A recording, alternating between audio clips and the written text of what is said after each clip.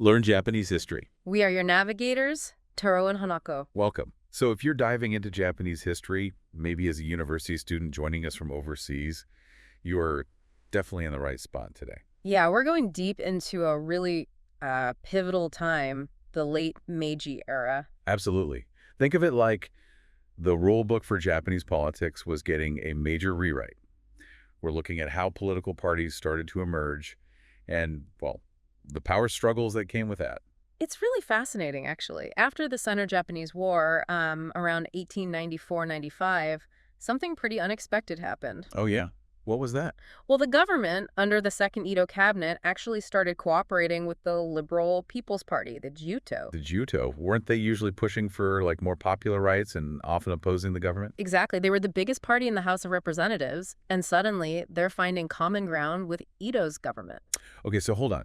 The government got that huge indemnity payment from King China after the war, right? That's the one. And they wanted to use it for beefing up the military and boosting industry. Precisely. And that seems to be where the Judo saw an opportunity. Even if they disagreed on other things, maybe they could align on these, national development goals. So a pragmatic alliance, basically. Hmm. Not suddenly best friends, but working together for specific aims. I think that's a good way to put it. And it wasn't just a fluke either. No. No, because when Ito stepped down, his successor, Masukata Masayoshi, formed his cabinet by partnering with the Progressive Party, the Shimpodo. Ah, the successors to the old Constitutional Reform Party, more focused on constitutional ideas. Right. So you see this pattern, emerging cabinets needing party support. It shows their influence was definitely growing. You could really see that power flexed a bit later, couldn't you? Around 1898. Yeah, tell us about that. Well, the third Ito cabinet tried to push through a land tax increase, always a sensitive issue to fund more military expansion. Mm-hmm. But the Liberal Party and the Progressive Party, despite, their differences, they actually teamed up. And they blocked it. They did. They rejected the bill in the Diet. That was a pretty big statement, showing these parties weren't just debating societies anymore. They had teeth. That opposition really signaled something important. It kind of forced the issue, didn't it? How so? Well, it directly led to those two parties, the liberals and progressives, merging. They formed the Constitutional Party, the Kenseito. Right. Consolidating their power. And then came that bombshell from Ito Hirobumi himself. Oh, this is a great bit. Ito, the architect of the Constitution, the establishment figure. He actually recommended Okuma Shigenobu, the Kenseito leader, and Itagaki Taisuke, the old liberal hand, to form the next cabinet. Which was, well, pretty shocking, especially to the other elder statesmen, the Genro. They weren't keen on this. Not at all. But Ito pushed it, and boom, Japan gets its first ever party cabinet in 1898. The first Okuma cabinet, or the Kuma-Ida cabinet. And it was almost entirely party members, wasn't it? Except for the Army and Navy ministers, everyone was from the Kenseito. Yeah, and they rode that wave of support. In the election right after, the Kenseito won something like 80% of the seats. Looked like a total victory for party politics. Looked like it, yeah. But, well, politics is never that simple, is it? Huh. No kidding. That first party cabinet, it fell apart after just 4 months. 4 months? What happened? Pressure from the old guard, the Hanbatsu, those powerful domain cliques, plus, frankly, infighting within the Kenseito itself. So it kind of imploded. It really shows how fragile those early steps were. Lots of forces pushing back. Definitely. But the key takeaway, I think, is that even though it failed quickly, it proves something. What's that? That the Hanbatsu couldn't just ignore the parties completely anymore. They had to be factored into the equation, even if weakly at first. The door was cracked open. A subtle shift, but important. So the Okuma cabinet collapses. What comes next? Yamagata Aritomo forms his second cabinet. Mm-hmm. And here's another twist. Yamagata manages to get the Kenseito, well, the faction that was basically the old Liberal Party, to finally agree to that land tax increase they'd blocked before. Wow, okay. So alliances shifted quickly. Practical needs trumping past fights. Seems like it. And under Yamagata, there were some other changes too, right? Like expanding suffrage? Yes, they did expand the right to vote somewhat, and crucially, they got rid of the tax requirement for running for office. So on paper, more people could participate. But there's always a but, isn't there? There usually is. At the same time, the government brought in rules to kind of keep the parties in check. Like the military minister's rule. Exactly. The rule stating that only active duty generals and lieutenant generals could serve as Army or Navy ministers. Which effectively gave the military a veto over forming cabinets, didn't it? Yeah. If they refused to nominate someone. Precisely. It limited civilian political control significantly. A real check on party power.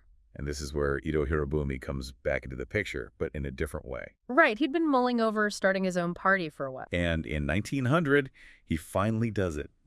He forms the Rikken Seiyukai, the Friends of Constitutional Government Party.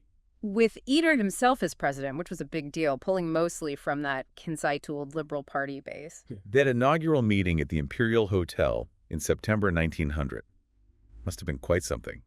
Ito finally getting his party, despite all the pushback from the other general. Yeah, he'd wanted it for a long time. And he brought in some heavy hitters, Saionji Kinmochi, Hoshitoru, and the very influential Hara Takashi. And the Seiyukai took off, didn't it? Gained support from landowners, business leaders. Oh, definitely. It became a dominant force in the House of Representatives for years.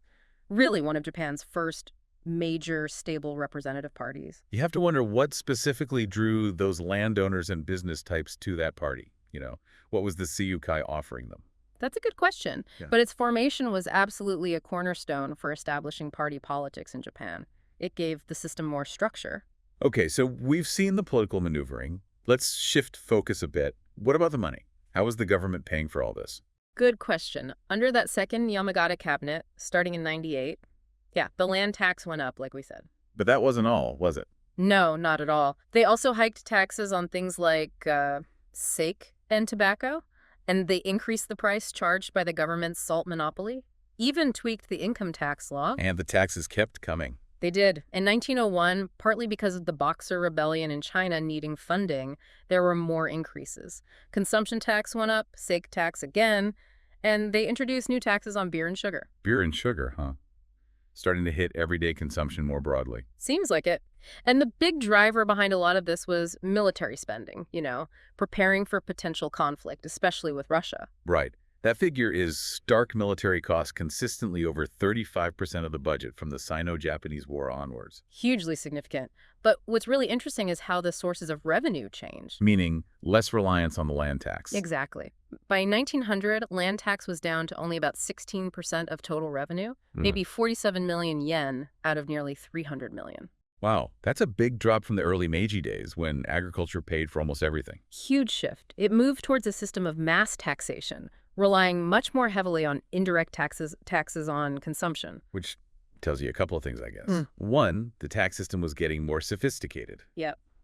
And two, the economy was changing. More commerce, more industry, especially in the cities. Living standards were rising enough that people were buying more stuff to tax. A sign of modernization in itself, moving away from just taxing land wealth. Definitely. Now, tied into all this is the bureaucracy. We can't forget them. No, absolutely not. Yeah. Japan's modernization was so government-led right from the Restoration. Bureaucrats were key. They had immense influence. Initially, you saw a lot of the top jobs go to people from Satsuma and Choshu, the domains that led the Restoration. And funnily enough, a lot of former Tokugawa guys ended up in the middle and lower ranks, right? Yeah, kind of absorbed into the new system. But the government knew they needed to move beyond just domain connections. Towards meritocracy. Sort of. They brought in things like the Civil Service Appointment Ordinance. The idea was to recruit based on exams and specialized knowledge, not just who you knew or where you were from, targeting university graduates. And did that work? Did it change the makeup of the bureaucracy? Over time, yes. By the late Meiji period, graduates from the imperial universities basically had a lock on the top bureaucratic posts. Didn't matter so much about your social background anymore. Which led to those academic cliques, the gakubatsu. Your university became your network. Exactly. And it cemented this idea of academic credentials being super important in a society. Okay, one last major piece of the puzzle. The elder statesman, the Genro. Ah, yes, the powers behind the throne. Figures like Yamagata, Ito, Matsukata, the guys who'd been there since the Restoration. They were starting to step back from frontline politics by this time, weren't they? But they weren't exactly retiring quietly. Not at all. They might not have held official cabinet posts all the time, but their influence as advisors to the emperor was enormous. No legal standing, but huge practical power. Who were the main ones again? The initial group? There were 7 initially. Ito, Yamagata, Inoue Kaoru from Choshu. Then Kuroda Kiyotaka, Matsukata Masayoshi, Oyama Iwao, Saigo Tsugumichi from Satsuma. Elects of Choshu and Satsuma power, and later additions. Later, Ketsurataro, also from Choshu, and Saionji Kinmochi from the court nobility were added. And their big role was advising the emperor on picking new prime ministers, right? Right. And weighing in on war and peace. Crucial roles. They could really shape the direction of the government and kind of unify different factions when needed. They had serious political weight. And among them, Ito and Yamagata were the real giants, wouldn't you say? Absolutely the most powerful. Ito, 4 times prime minister, president of the Privy Council, key constitution guy. He traveled widely, seemed to grasp parliamentary politics better than Yamagata. And he even headed a party cabinet with the Seiyukai. Quite a journey for him. It was. His stance on Korea was seen as relatively moderate, though ironically, he was assassinated by a Korean nationalist while serving as resident general there. A tragic end. Makes you wonder about his motivations for backing a party genuine belief shift or shrewd political move. Hard to say for sure. Yamagata, though, came from the military, seen as the hardliner. Very pragmatic, strong-willed politician. Definitely. And he built these huge factional networks. Military, politics, bureaucracy. By the late Meiji period, arguably, his influence surpassed even Ito's. And he stayed influential right into the Taisho era, didn't he? Always pushing back against the rise of the parties, the ultimate Hanbatsu and bureaucratic insider. He really was. He represented that older power structure resisting the newer forces. So wrapping this all up, late Meiji Japan was really in flux, wasn't it? You see these first kind of shaky steps towards party politics. Yeah, parties forming, merging, gaining some influence, like with the Seiyukai becoming a major force. Then there's the whole shift in government finance moving away from just land tax towards taxing consumption more broadly. Reflecting economic changes, too, and the bureaucracy becoming this professionalized, university-educated elite. And all the while, you've got the genro, these elder statesmen, still pulling strings behind the scenes, even as their direct roles change. It's a fascinating mix. This period really sets the stage for so much of 20th century Japanese politics. Understanding these foundations is key. Absolutely. And maybe something for you, the listener, to think about is this. All those tensions we talked about, the new parties versus the old Hanbatsu power, the compromises, the push and pull. Yeah. How did that ongoing negotiation shape Japan's path later on? What were the long-term effects of this messy transition period on the development or maybe the limitations of Japanese democracy? That's a big question. It really makes you consider how the seeds sown back then in late Meiji continued to grow and influence things for decades to come.